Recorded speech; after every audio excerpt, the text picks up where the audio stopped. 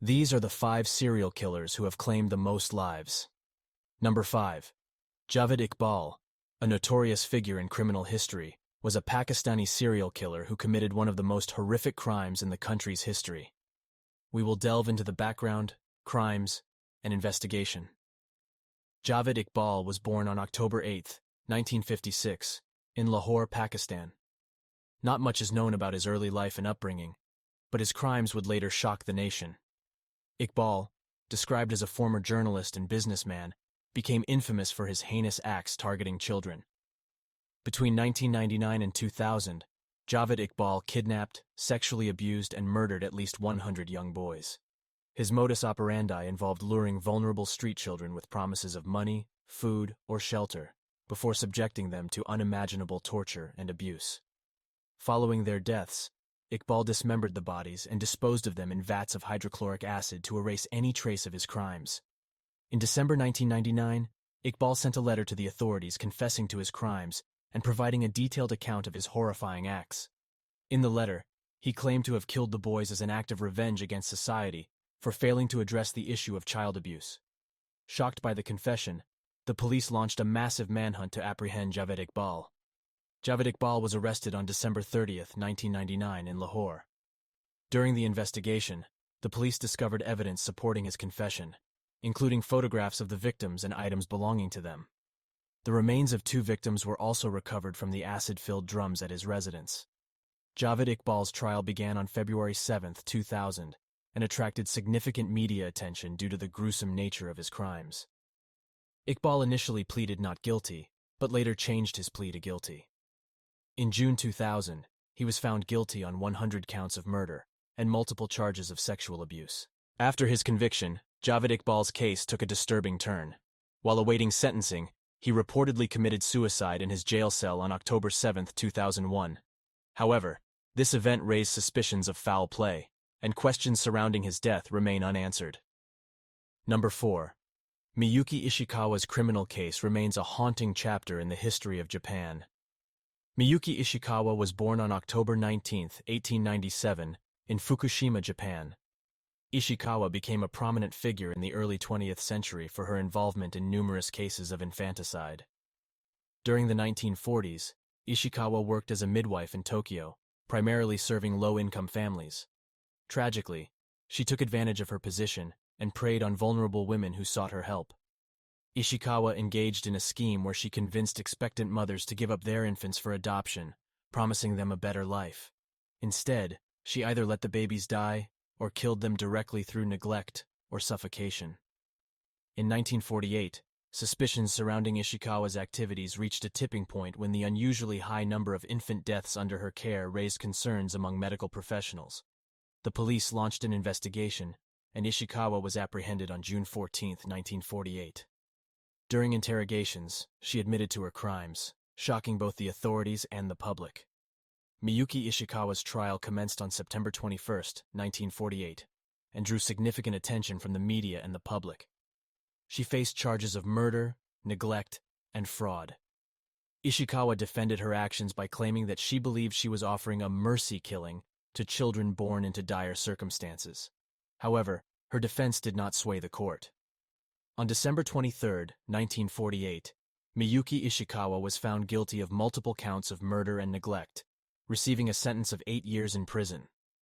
This lenient punishment sparked public outrage, as many believed that her crimes warranted a much harsher penalty. Number 3. Pedro Lopez, known as the Monster of the Andes, is a chilling figure in the annals of serial killers. Pedro Alonso Lopez was born on October 8, 1948, in Colombia. His early life was marked by a traumatic childhood, including abuse and witnessing extreme violence. These experiences would shape Lopez's twisted psyche, leading him down a path of unimaginable brutality.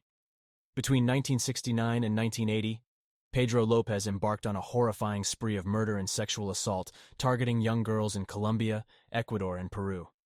Estimates of his victims range from over 100 to 350, primarily targeting girls between the ages of 8 and 12.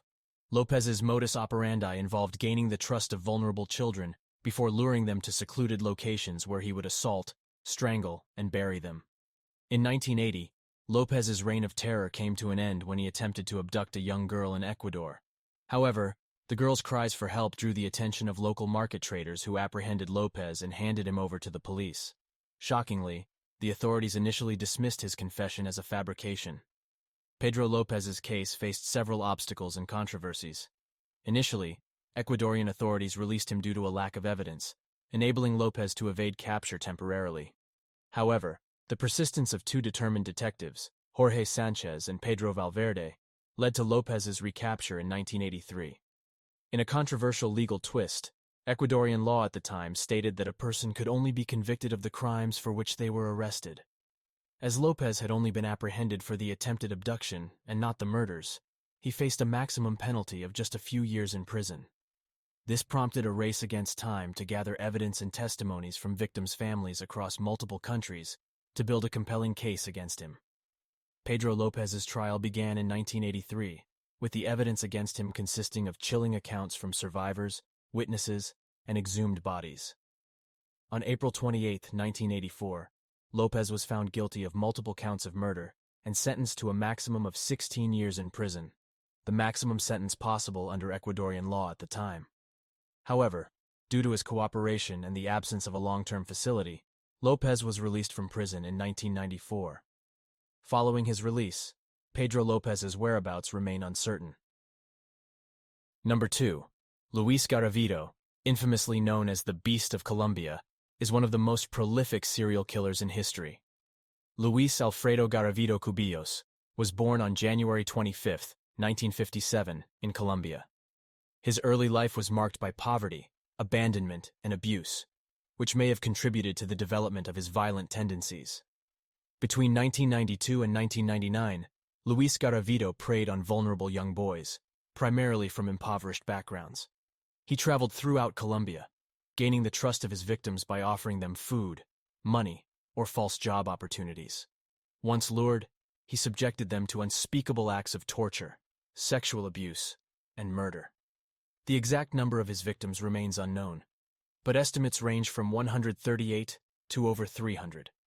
The investigation into Luis Garavito's crimes began in the late 1990s, as reports of missing children and the discovery of dismembered bodies raised concerns across Colombia. Law enforcement agencies, led by Colonel Oscar Naranjo, launched a comprehensive operation to apprehend the perpetrator behind these horrific crimes. Garavito's capture came on April 22, 1999, in the town of Villavicencio, Colombia. He was arrested after being caught in the act of attempting to assault a young boy. His arrest led to the unraveling of his extensive criminal activities, sending shockwaves through the nation. During his trial, Luis Garavito confessed to the murder and sexual assault of numerous children, providing chilling details about his crimes. His cooperation with the authorities helped them locate multiple burial sites and gather evidence. However, due to legal limitations in Colombia, the maximum sentence he could receive was capped at 40 years. In 2001, Garavito was convicted of the murder of 138 children, but received a reduced sentence of 22 years under a Colombian law that granted sentence reductions for cooperation and confession. Number 1. Harold Shipman, known as the Doctor of Death, was a British physician who committed one of the most chilling series of crimes in the history of medical serial killing. Harold Frederick Shipman was born on January 14, 1946, in Nottingham, England. His early life and upbringing provided no indication of the darkness that would later consume him. Shipman pursued a career in medicine, ultimately becoming a trusted family doctor in Hyde, Greater Manchester. Between 1975 and 1998, Shipman killed an estimated 218 of his patients, predominantly elderly women. His modus operandi involved administering lethal doses of opioids, mainly diamorphine, commonly known as heroin, under the guise of providing medical treatment. Shipman's victims ranged from healthy individuals to those suffering from minor ailments, exploiting their vulnerability and trust in him as a healthcare professional. The investigation into Harold Shipman's crimes began after a fellow doctor, Dr. Linda Reynolds, noticed an unusually high number of deaths among Shipman's patients. She grew suspicious of the circumstances surrounding their deaths, particularly the presence of Shipman at the time. Dr. Reynolds reported her concerns to the authorities, initiating a full-scale investigation into Shipman's activities. The inquiry, known as the Shipman Inquiry, uncovered a pattern of suspicious deaths and forged medical records. The police collaborated with medical experts, forensic pathologists, and a team of investigators to gather evidence and build a case against Shipman. His arrest came on September 7, 1998, marking the end of his deadly reign. Harold Shipman's trial began on October 5, 1999, at Preston Crown Court. The prosecution presented a wealth of evidence, including testimonies from surviving relatives, forged medical records, and expert opinions from forensic pathologists. Shipman initially pleaded not guilty, but the overwhelming evidence against him left no room for doubt. On January 31, 2000, Harold Shipman was found guilty on 15 counts of murder. The judge handed down the maximum sentence of life imprisonment and recommended that Shipman never be released. However, his crimes extended far beyond the 15 murders for which he was convicted.